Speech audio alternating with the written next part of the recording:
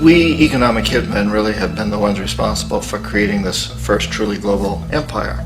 And we work many different ways.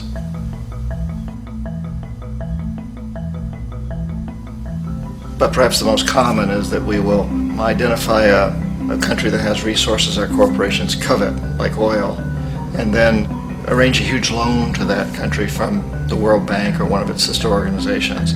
But the money never actually goes to the country. Instead, it goes to our big corporations to build infrastructure projects in that country, power plants, industrial parks, ports, things that benefit a few rich people in that country, in addition to our corporations, but really don't help the majority of the people at all. However, those people, the whole country is left holding a huge debt.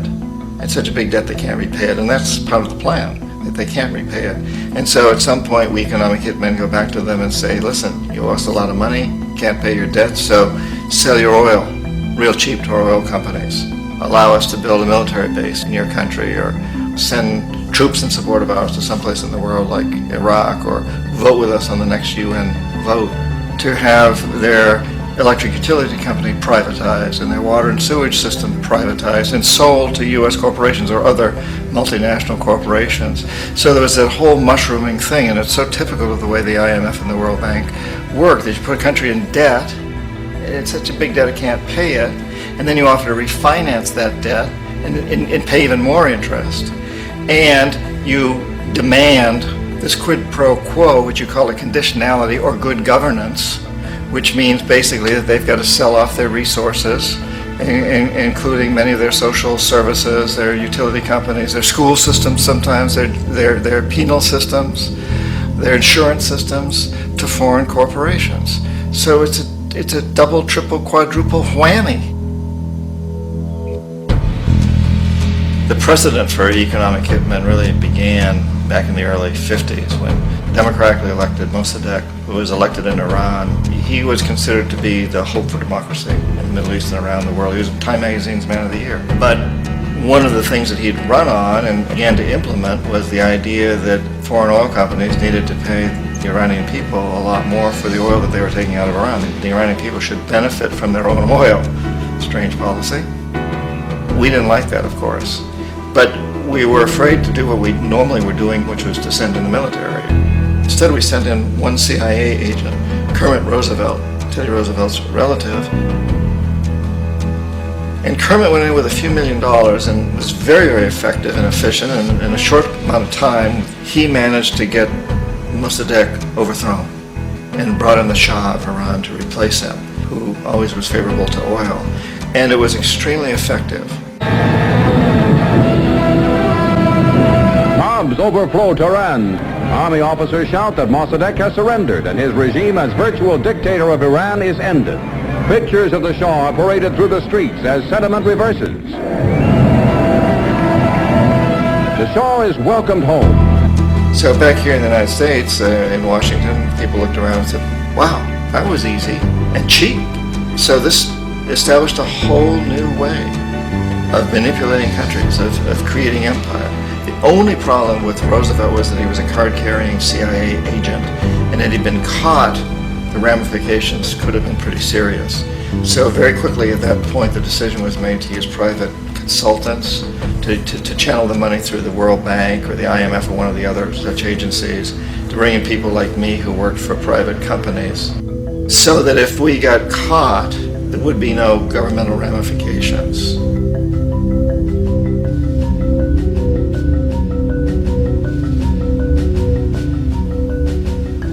When Arbenz became president of Guatemala, the country was very much under the thumbs of United Fruit Company, the big international corporations. And Arbenz ran on this ticket that says, we want to get the land back to the people. And once he took power, he was implementing policies that would do exactly that, give land rights back to the people. United Fruit didn't like that very much. And so they hired a public relations firm, launched a huge campaign in the United States to convince the United States people, the citizens of the United States, and the press of the United States, and the Congress of the United States, that Arbenz was a Soviet puppet, and that if we allowed him to stay in power, the Soviets would have a foothold in this hemisphere. And that at that point in time was a huge fear on everybody's mind, the Red Terror, the Communist Terror. And so, to make a long story short, out of this public relations campaign came a commitment on the part of the CIA and the military to take this man out. And in fact, we did. We sent in planes, we sent in soldiers, we sent in jackals, we sent everything in to take him out, and did take him out. And as soon as he was removed from office, the new guy that took over after him basically reinstated everything to the big international corporations, including United Fruit.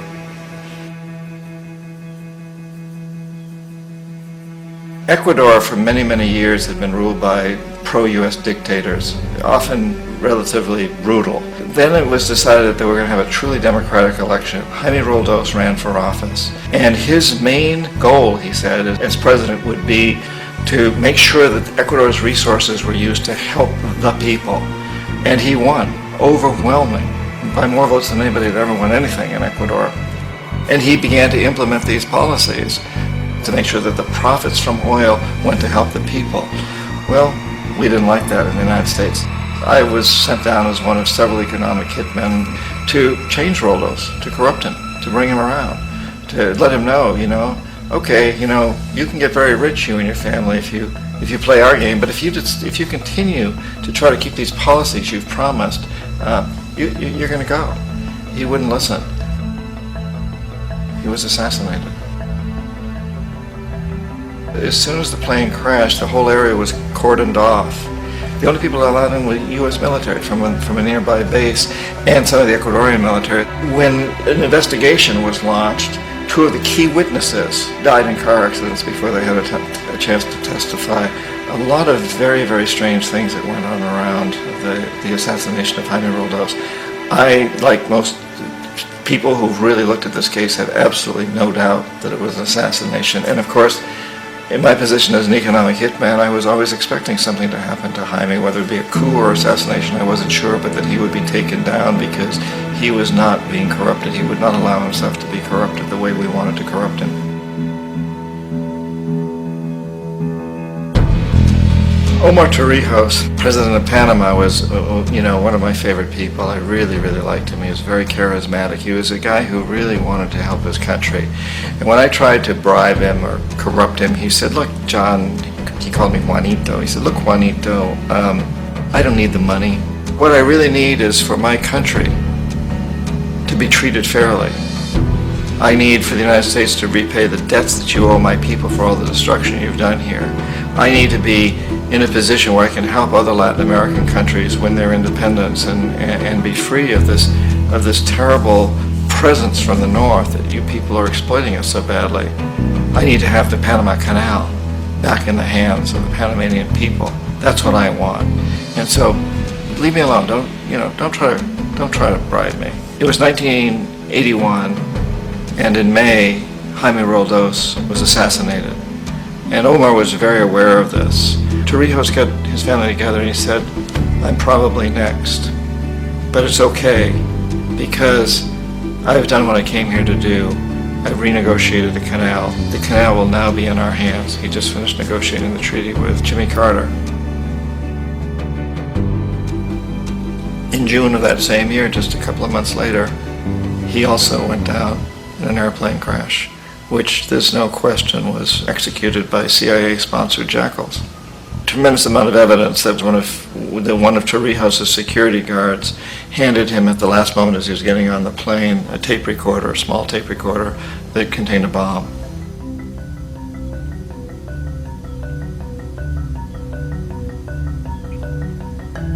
It is interesting to me how this system has continued pretty much the same way for years and years and years, except the economic hitmen have got better and better and better. Then we come up with, very recently, what happened in Venezuela. In 1998, Hugo Chavez gets elected president, following a long line of presidents who had been very corrupt and basically destroyed the economy of the country.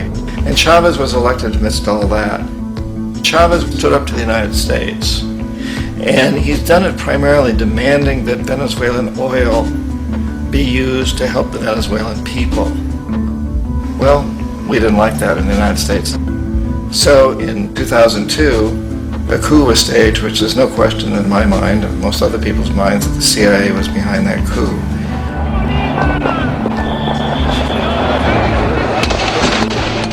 The way that that coup was fomented was very reflective of what Kermit Roosevelt had done in Iran, of paying people to go out into the streets to riot, to protest, to say this Chavez is very unpopular. You know, if you can get a few thousand people to do that, television can make it look like it's the whole country, and things start to mushroom. Except in the case of Chavez, he was smart enough, and the people were so strongly behind him that they overcame it, which was a phenomenal moment in the history of Latin America.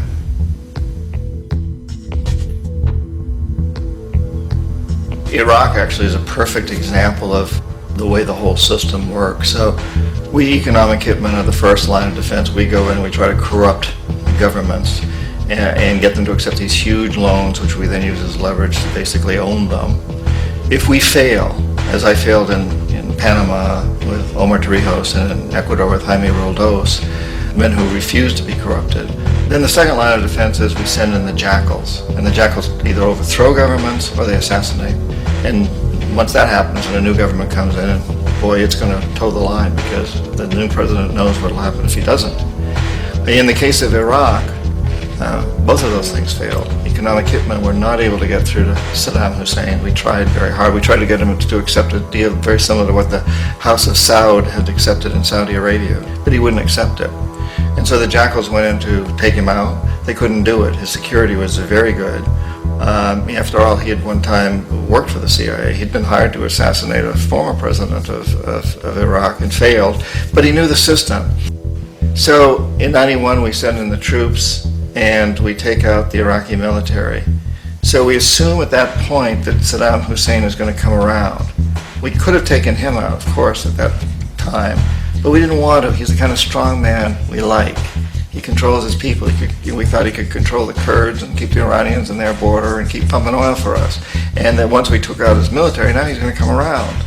So the economic hitmen go back in the 90s without success. If they'd had success, he'd still be running the country. We'd be selling him all the fighter jets he wants and everything else he wants. But they couldn't. They didn't have success. The jackals couldn't take him out again.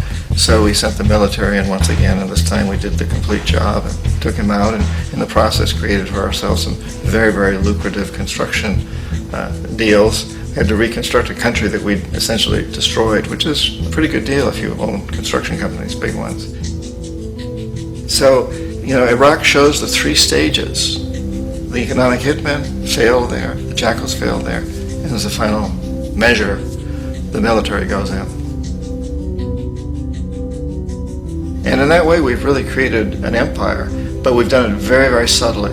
It's clandestine. All the empires of the past were built on the military, and everybody knew they were building them. So the British knew they were building them, the French, the Germans, the Romans, the Greeks, and they were proud of it. And they always had some excuse, like spreading civilization, spreading some religion, something like that. But they knew they were doing it. We don't. The majority of the people in the United States have no idea that we're living off the benefits of a clandestine empire, that today there's more slavery in the world than ever before. And then you have to ask yourself, well, if it's an empire, then who's the emperor? Obviously, our presidents of the United States are not emperors. An emperor is someone who's not elected, doesn't serve a limited term, and doesn't report to anyone, essentially. So you can't classify our presidents that way. But we do have what I consider to be the equivalent of the emperor, and it's what I call the corporatocracy. The corporatocracy is this group of individuals who run our biggest corporations, and they really act as the emperor of this empire. They control our media, either through direct ownership or advertising.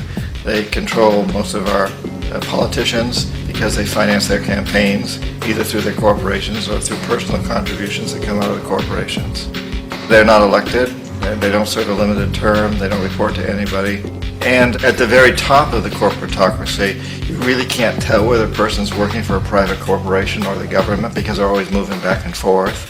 So, you've got a guy who one moment is the president of a big construction company like Halliburton, and the next moment he's vice president of the United States, or the president who is in the oil business. And this is true whether you've got Democrats or Republicans in the office. You have them moving back and forth through the revolving door.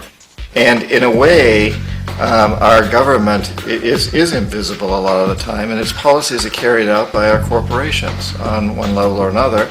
And then again, the policies of the government are basically forged by the corporatocracy and then presented to the government. They become government policy. So it's an incredibly cozy relationship. This isn't a conspiracy theory type of thing. These people don't have to get together and plot to do things. They all basically work under one primary assumption, and that is that they must maximize profits regardless of the social and environmental costs.